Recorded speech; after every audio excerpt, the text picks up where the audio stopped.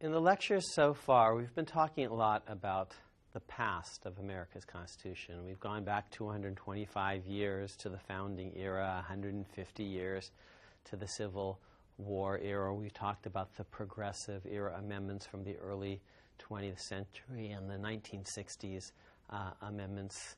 I'd like to conclude by inviting you to think about the future, to envision the future, to think about America's unwritten Constitution in the following way, about the Constitution still to be written, about amendments that have yet to be added to the Constitution, formal written amendments, perhaps, that will and should be added to the Constitution, but aren't there yet.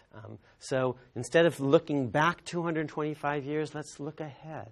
Let's imagine what the Constitution should look like in 2020, or in 2121, or in 2222. So if we can think back 225 years, what about if we turn the camera around and try to think forward 225 years? The unwritten Constitution, in the sense of the Constitution still to be written. I'm going to try to offer a few thoughts about what I think the Constitution of the future will look like and should look like.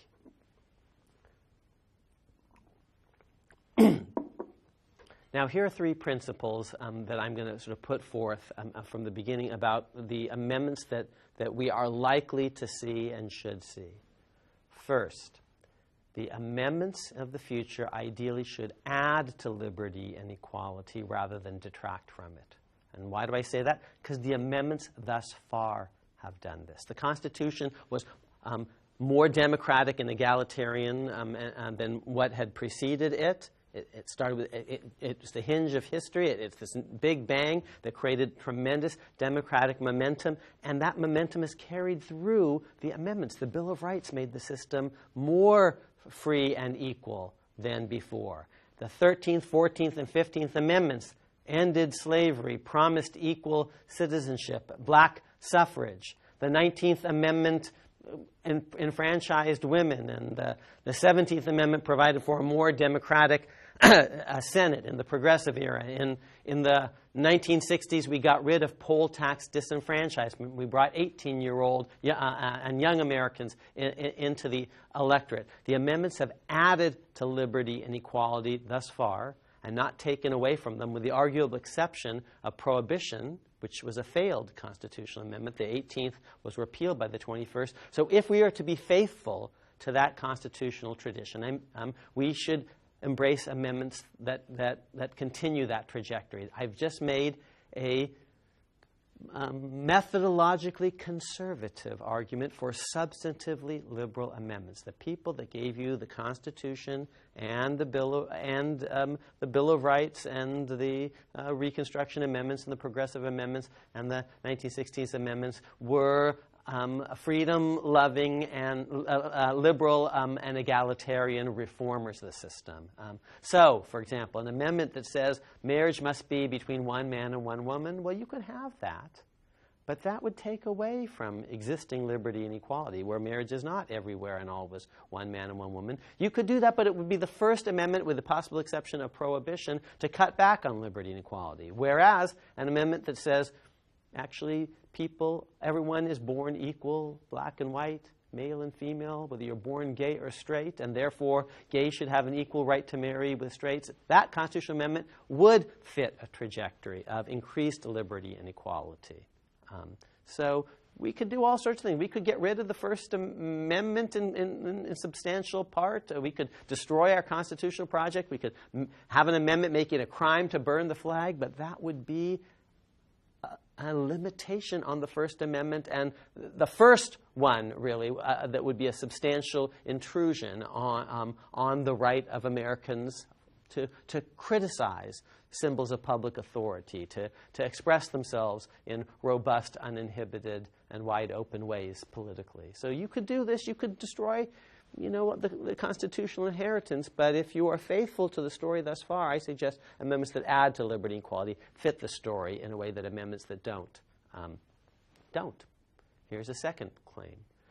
America's amendments of the future are going to, as a practical matter, need to be embraced by both political parties.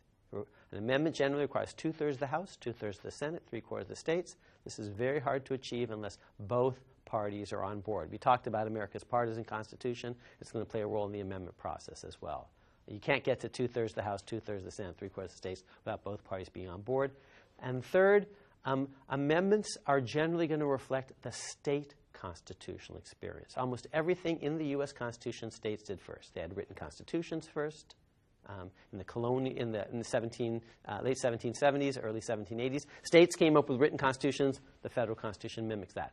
Massachusetts and New Hampshire put their constitution to a vote. Federal constitution mirrors that. States have 3 branches of government in their written constitutions. Federal constitution mirrors that. States, except for Pennsylvania and Georgia, have bicameral legislatures. Federal constitution mimics that. Massachusetts has a strong executive, and so does New York. Federal constitution follows the best state practice on that. Pennsylvania and New York have a census. Federal constitution follows that. Pennsylvania has no property qualifications for many positions. Federal constitution follows that. States have bills of rights. The federal constitution adds one because people say, oh, gee, the absence of a bill of rights looks striking precisely because states have them on issue after issue. Think about the amendments.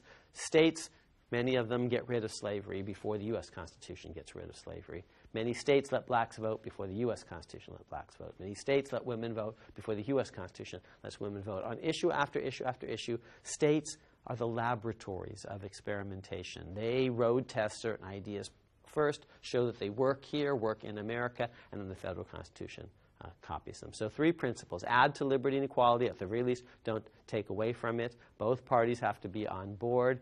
States are the model. States do it first. So concretely, what amendments might you see that would fit those 2? I'll give you a couple of examples, and then I'll work through the state constitutional experience a little bit more carefully. Let's imagine an amendment that says that someone who was not born a U.S. citizen but comes to the United States at an early age and naturalizes, becomes a U.S. citizen, and contributes to society and is very productive after 20 years here or 30 years here is eligible to be president. Today, that's not the rule. If you're not born a citizen on the day of your birth, you can't be president. You can be Secretary of State. You can be on the Supreme Court. 3 of the first 10 justices on the Supreme Court were foreign-born, and 4 of the first 6 cabinet officers for the Treasury Department, including Alexander Hamilton and Albert Gallatin, were foreign-born. You can be in the House, the Senate, but you can't be president today. But imagine an amendment that said that you could. Now, that amendment would add to liberty and equality. It would expand the birthright equality, the idea of the 14th Amendment, even to naturalized citizens. We're all born equal. We're all created equal. But what about people who weren't lucky enough to be born under our flag? Aren't they worthy of consideration? So that amendment would add to liberty and equality.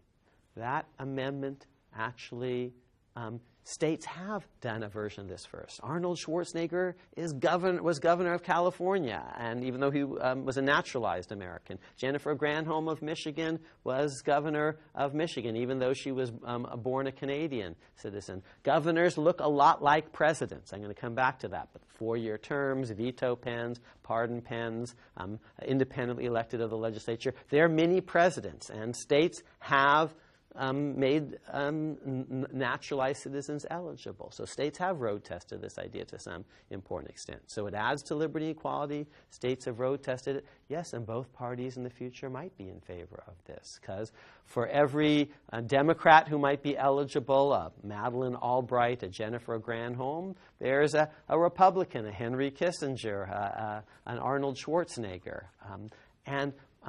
The Republican Party going forward will eventually have to come up with its version of a DREAM Act. It's going to need to appeal to Hispanics who are swing voters, to immigrant Americans. It can't just say no, no, no. It's going to have to say yes to something. And maybe it's going to say, well, we don't like the Democrats' version of the DREAM Act, and we want a big fence, we want an electrified fence. Fine. But here's what we actually are in favor of. You come here legally, you come here fairly, and even though you're not born a U.S. citizen, you contribute after 20, 30 years, you are eligible now to be president. Republicans are going to say, that's our version of the DREAM Act. And why do I say that they're going to find it in their interest to do so? Because as a political scientist, I look and see that they're going to need to appeal to that demographic coalition or else be doomed to minority status after 6 or 7 years. Because after, maybe they can win a couple more elections, but going forward, after 2020, they're going to need to have their version of the DREAM Act. Who proposed a constitutional amendment to let foreign-born Americans, naturalized Americans after many years of service, to be presidential eligible? You'll be shocked to hear it, but it was Orrin Hatch, conservative Republican senator from Utah, who proposed that constitutional amendment in 2003. I think he probably still believes it. I testified on behalf of that amendment when he held hearings on that. And Democrats supported him. Imagine that. Democrats and Republicans were actually beginning to agree on something. Now, the Republican Party more recently has been very skeptical of certain appeals to immigrant Americans, and so Hatch has kind of put that idea on the back burner. You have to worry about a Tea Party challenge in Utah, but I suspect deep down he still believes in that version of the DREAM Act, and don't be surprised if he revives it. It fits our 3 themes. It adds to liberty and equality. States have road-tested a version of this idea first by allowing naturalized citizens to be governors, Jennifer Granholm of Michigan, Arnold Schwarzenegger of California. And I could imagine easily a world in which both parties might find it in their interest to do this. In the same way that in the middle of the 20th century, who were the swing voters? Not so much Hispanics. In the middle of the 20th century, it was blacks. Before 32, blacks voted Republican in general. After 1972, blacks voted Democrat in general. But between 1932 and 1972, they're the swing constituency. Both parties are appealing to them, both Republicans and Democrats. And we have a series of amendments that actually help African Americans distinctively. Letting young adults vote. Young adults are disproportionately non-white. Giving some special doing some things for D.C. in the Electoral College. D.C. is a largely black city, getting rid of poll tax disenfranchisement for certain federal elections, poll tax disenfranchisement that had been used especially against African Americans. So between 1932 and 1972, several constitutional amendments where both parties are vying for the African American vote. Well, going forward, both parties are going to be vying for the Hispanic vote, so that's a prediction. You could see that amendment because both parties might be in favor of it. States have road-tested the idea first, adds to liberty and equality. I could imagine an amendment abolishing the Electoral College, which, remember, is rooted in slavery, moving toward one person, one vote. Why could I imagine that amendment? Because it adds to equality. It vindicates the idea that everyone's vote should be counted equally, whether you're in Florida or Ohio or Wyoming or California or Rhode Island. Everyone's vote counts equally. It's an egalitarian idea. States have road-tested this idea. That's how we pick governors. We don't have a little electoral college in Texas, in California, in Pennsylvania. Call us crazy, but here's how we do it in each state. We count up the votes, and if it's close, we recount them carefully. That's how we roll in New York. That's how we roll in Texas. And states have road-tested this idea. Both parties might be in favor of it because actually the Electoral College today is not skewed in favor of either the Republicans or the Democrats. Yes, the Electoral College ended up helping George W. Bush against Al Gore in 2000, but in 2004, it might have helped Gore. People were predicting the week before the election that Gore might win the electoral vote while losing the popular vote. That could easily have happened. In 2004, Kerry lost the popular vote by 3 million votes to George W. Bush. But if he had carried Ohio, he only lost it by 50,000. He would have won the Electoral College. In 2012, Barack Obama, the month before the election, some people were saying he could lose the popular vote and still win the electoral vote. The Electoral College today isn't skewed in favor of either the Republicans or the Democrats. Sometimes it favors the Republicans on Election Day. Sometimes the Democrats. It's like a fair deck of cards with 2 jokers, one red, one blue. They pop up every so often, and the person who wins the popular vote loses the Electoral College, but it's not skewed Republican or Democrat. So I could imagine both parties actually eventually supporting move to one person, one vote. So both parties might support it. It's possible because the current system doesn't favor either party. and it adds to equality. It vindicates one person, one vote, which is an egalitarian idea, a Warren Court idea. And states have road tested this, in effect, by the way they pick governors. By the way, the reason the Electoral College doesn't really favor either party. Democrats tend to win most of the big states, say 7 of the 10 biggest states or 6 of the 10 biggest states, and because of winner-take-all, that's a huge bonus. So they win most of the big states. Republicans tend to win more states overall, especially states that have low population, those low population states get extra electoral votes because every state has a minimum of 3, no matter how few people it has 2 senators and a representative. So because of that, Republicans win more states. So they have a little bit of an advantage that way. Democrats win more big states, winner take all, and these two basically roughly balance out. These two countervailing biases basically balance out. That won't always be true in American history. It hasn't always been true, but right now is a particularly interesting window for possible reform because I think the current system doesn't favor either party, so both parties might be open to it. In the book chapter of America's Unwritten Constitution, when I talk about this, I also explain how we could get to move to direct election of the presidency without a formal constitutional amendment. I'm not going to be able to go into that here, but if you're interested, check out the chapter. It turns out there's not just one way of doing it. There are several ways, in fact, of moving to direct election of the presidency without a formal constitutional amendment. Now, remember my 3 principles. Both parties are going to need to be on board. Ideally, we should have thinking about amendments that add to liberty and equality, and states have to road test ideas first. Let me come back to that third idea. Let's look at state constitutions more carefully and take a look at the ideas that they've road tested. Because here's what's amazing. When we look at the 51 American constitutions, the 1 federal constitution and the 50 state constitutions, we find, strikingly, there really is an American way of doing things, American exceptionalism, if you will, in 10 different ways. Virtually all our constitutions, state and federal, are quite similar to each other. There's a kind of a basic American model in ways that make us different from at least one or more major advanced constitutional democracies sort of elsewhere in the world. So there are a whole bunch of things where all or virtually all the American constitutions, 51 of them, look pretty much the same. And then what's really interesting is on each one of those similarities, it turns out some states have, some or many of the states have varied a little bit from how the federal government does it, which creates all sorts of interesting possibilities for reform. So let me tell you the 10 similarities. So written constitutions. 50 state constitutions, they're all written, federal constitution. All these constitutions reflect some special idea of popular sovereignty above and beyond an ordinary legislature just passing an ordinary statute and calling it a constitution. Now that makes our system, that's every state, that's the federal government, that makes our system different than England that doesn't have a written constitution, or Israel for that matter. Virtually all the 51 have bills of rights that are typically in a separate section of the document and are judicially enforced. Wasn't true of Britain until recently. It wasn't true of Australia, for example. Third, bicameral legislatures, 2 branches, except in Nebraska, with fixed legislative terms, not sort of a variable term. In England, basically, it's a 1 branch. It's pretty much House of Commons in the legislature, and it's not a fixed term. It actually can vary. You don't know exactly when Election Day is going to occur.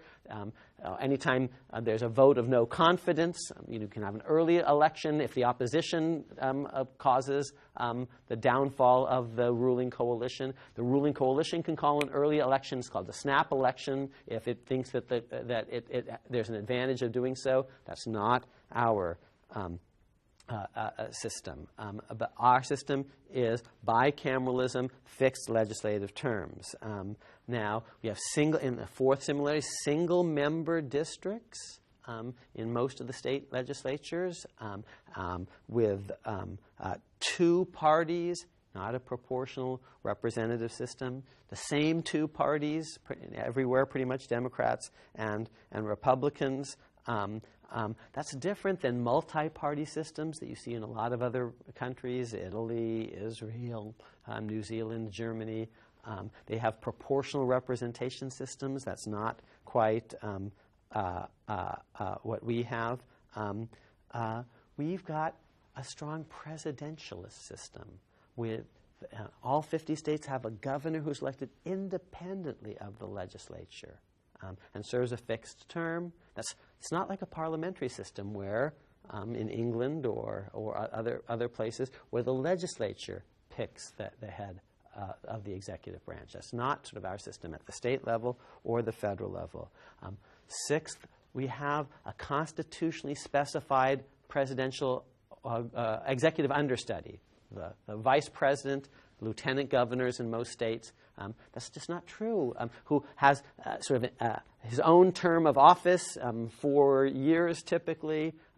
It just as governors are typically 4 years. And governors, by the way, have pretty much very similar powers to presidents, a veto pen, a pardon pen. This lieutenant governor or vice president has a constitutionally specified office. He's the next in line constitutionally. That's not true in a parliamentary system. If something happens to the prime minister, there's not someone who's officially pre-designated always as in the Constitution as the person who will be next in line. We've got a system of judicial review in which every court can enforce the Constitution, the state Constitution, and the federal Constitution. That's not true in a lot of parts of the world that have one and only one court called the Constitutional Court that enforces the Constitutional. We've got a particular blend of judicial independence and political accountability that's very different than the way the rest of the world, much of the rest of the world picks judges. We've got a system of common law adjudication where state and federal courts all have certain powers to recognize rights and legal rights and duties on their own by creating a thing called a kind of judge-made law called common law. Juries are an important part of our system. That's not true in all the rest of the world. It's not true, for example, the rest of the world has a common law system. France doesn't. So 10 profound similarities between the state constitutions and the federal Constitution. There is an American way of doing things, a basic American model, American exceptionalism. Now, in my final lecture, I'm going to take you back through that list of 10 and show you how on each one of those similarities, at least one state, maybe a bunch of states, actually does things slightly differently. And that's going to create really interesting set of reform questions for the future. When states do it a little differently than the federal government, here's the question. Should states change their policies and conform more tightly to the federal model? Or should the federal model actually be modified to line up with what the states are doing? Or can we tell some sort of story that we already live in the best of all possible worlds? It's good that the federal government and the states do things slightly differently because they have slightly different functions. But now we have a really interesting set of issues for the Constitution of the future that I'm going to explore with you in the next lecture. By looking carefully at the state laboratories, the state experiments, we can try to think about what possible future federal reforms or state constitutional reforms might be in the cards. So that's what we're going to do in the final lecture from this book. Stay tuned.